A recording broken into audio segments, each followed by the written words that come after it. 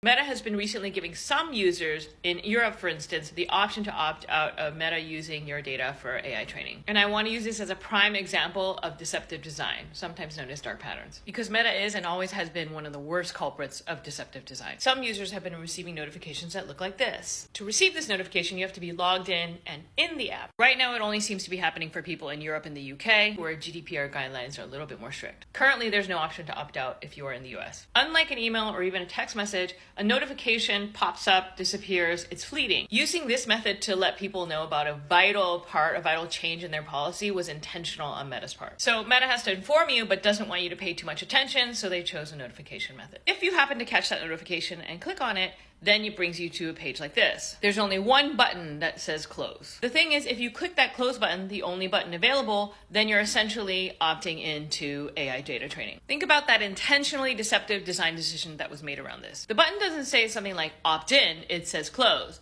And the designers knew that the probability of you dismissing it and just hitting close would be extremely high. Deceptive design. If you actually want to opt out, you have to go to this link here that says right to object. Again, it's not right to opt out, it's right to object. Very intentional. Sure, they're going to give you the option to object, but it might not actually opt you out, right? There's a trick in language there.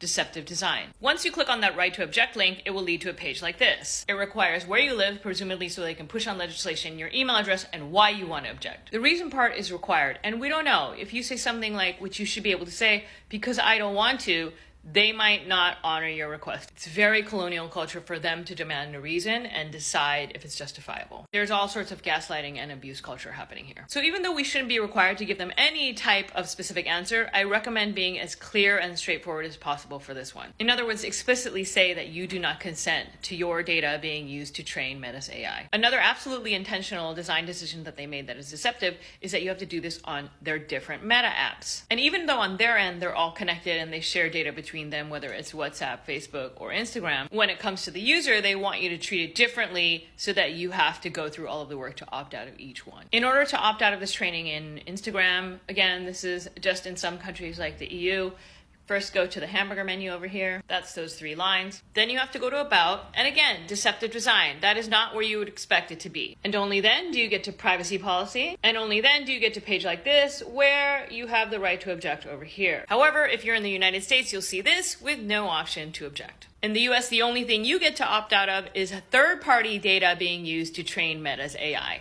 So other data from other apps and other platforms being used to train AI. However, Meta still gets to use your data directly in Meta to train its AI. To find this page in the US, do a search for AI metadata subject rights, or also I'll leave that link at this website here, where I document all things opt-out. Big tech companies use this kind of deceptive design all the time, but so do so many software platforms and apps. They're intentionally lying and intentionally trying to trick you. Deceptive design is part of capitalist colonialism and has been used in many shapes and forms for hundreds of years. And now it's used in technology. We have to push back. If and when you can, as always, opt out, opt out, opt out.